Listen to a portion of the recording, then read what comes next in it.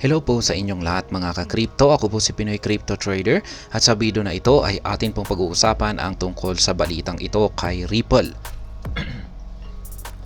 Kung saan ang sabi po rito ay higit 500 na organizations daw ang yan sila na po ay working. Ayan, sila ay nakikipag-trabaho kay Ripple.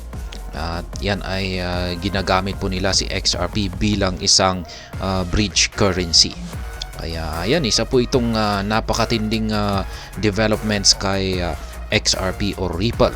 Pero ang problema ay hindi po natin nararamdaman yung impact ng kanyang malaking developments na ito.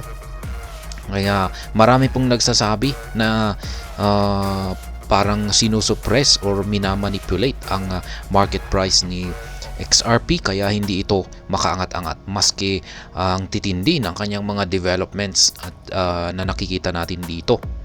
Kaya ayan, 500 na organizations po yan, hindi po yan individual. Kapag ang isang organization ay marami po yan, maraming binubuo po yan ng maraming mga individual.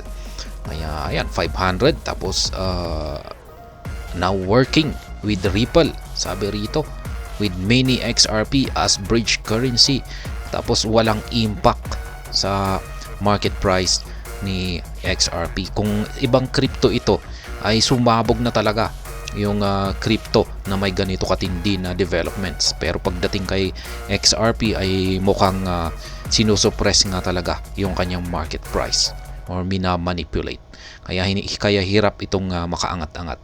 At ayan, bago po tayo magpatuloy ay nais ko lamang po munang bigyang linaw ang aking disclaimer kung saan ang nilalaman po ng video na ito ay hindi po ito isang financial advice. For education and information purposes lamang po ang layunin nito. Maliban po dito ay nais ko na rin pong magbigay babala na wala pong kahit anumang group chat ang Pinoy Crypto Trader.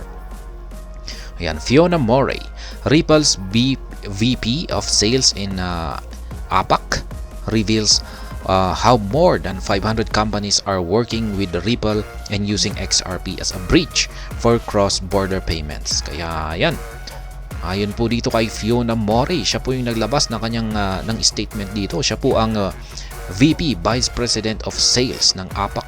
Siya po ang naglabas sa statistics ng development ng Ripple na meron na daw po silang 500 companies.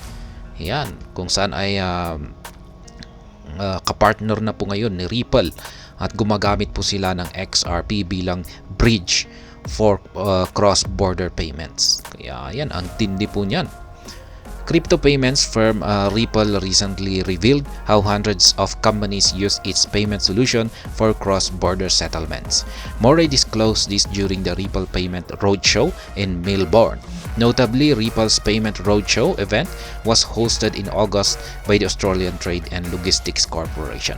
During the event, Murray emphasized how the leading crypto company shapes cross-border payments with its innovative solution.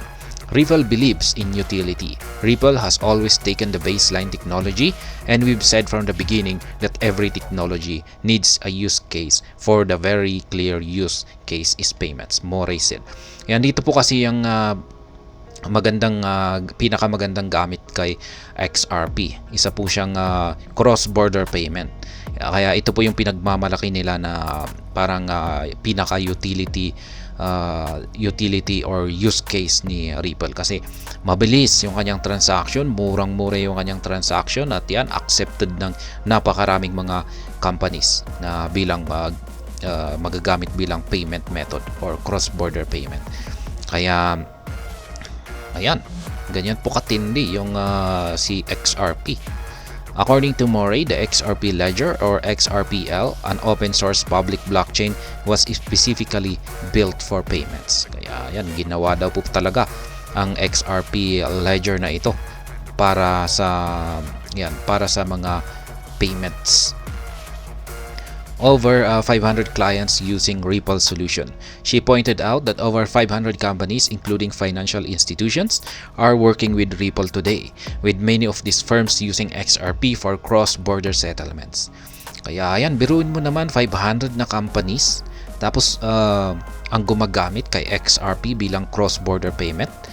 Ayan, ibig sabihin ay marami po sa kanila ang yan ginagamit ang XRP token. At syempre ito yung magdudulot talaga ito ng demand kay XRP token kasi biruin mo naman 500 companies bibili sila ng XRP token para meron silang magamit. Ayan, para sa pang cross-border settlements. Ayan. Kaya nagtra-transact po ang mga yan. Mga 500 companies may gumagamit sila ng XRP.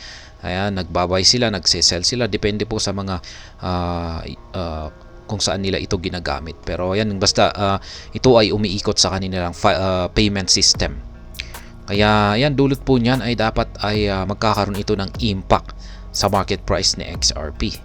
Ayan, kasi tumataas yung kanyang utility case or use case. Pero ayan nga, gaya ng aking sinabi kanina, ay hindi natin nararamdaman yung kanyang impact sa kanyang developments na ito. Over 500 organizations are working with us today and many of them are using XRP at the heart as a bridge currency. Ayan, Moray said. Ayan, other crypto players won't last long. Plus, many banks are currently using XRP at the heart as a bridge currency. Ayan, ayon po yan kay Rohitko. Ayan, marami na rin daw mga bangko ang gumagamit kay XRP. Furthermore, she speculated that more companies will adopt Ripple's payment solution in the future. While Moray did not disclose the names of Ripple's clients, some big names in the banking sector have adopted the company's payment solution, including the Bank of America.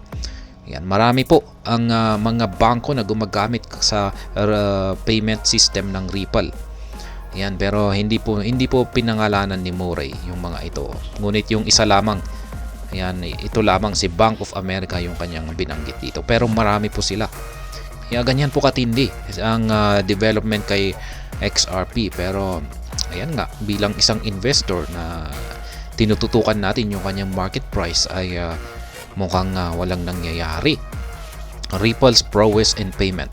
Moray's comment will not surprise many, given Ripple's prowess in the payment sector.